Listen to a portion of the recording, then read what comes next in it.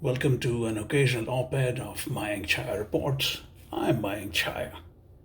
One interesting question to consider in the current brutal fight between Israel and Hamas is whether the United States would view the now scuppered possibility of a Saudi Arabia-Israel normalization deal in the same light as it did its own détente with the Soviet Union in 1973 in the midst of the Yom Kippur War almost exactly around the same time 50 years ago.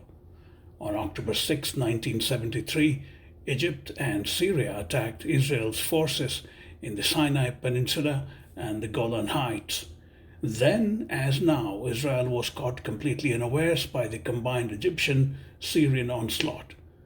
The Israeli Defense Forces, or the IDF, suffered early setbacks as they failed in their counterattacks against the Egyptians.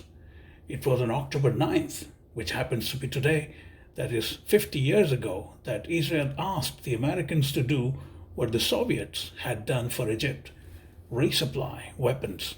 Worried that Israel could be defeated, then President Richard Nixon agreed, and within 5 days, American military planes carrying weapons started arriving on October 14th.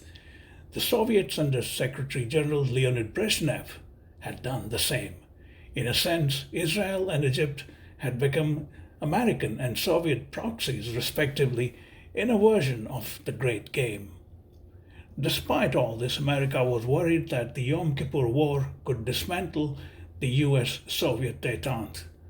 In this context, it is important to quote from a backgrounder from the Office of the Historian of the US State Department.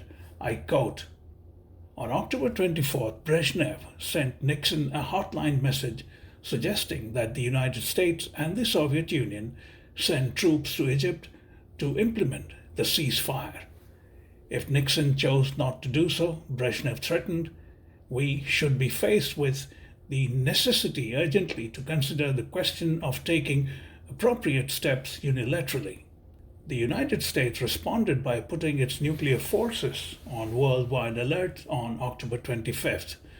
By the end of the day, the crisis abated when the Security Council adopted Resolution 340, which called for a ceasefire, the withdrawal of all forces to their October 22nd positions, and UN observers and peacekeepers to monitor the ceasefire. This time, the Israelis accepted the resolution. The 1973 war thus ended in an Israeli victory, but at great cost to the United States. Though the war did not scuttle détente, it nevertheless brought the United States closer to a nuclear confrontation with the Soviet Union at any point since the Cuban Missile Crisis." Unquote. Although the Saudi-Israel normalization is nowhere close to a reality, and its stakes are not comparable to the US-Soviet détente in the immediate, it is still in the interest of Washington and the Biden administration to not give up on it altogether.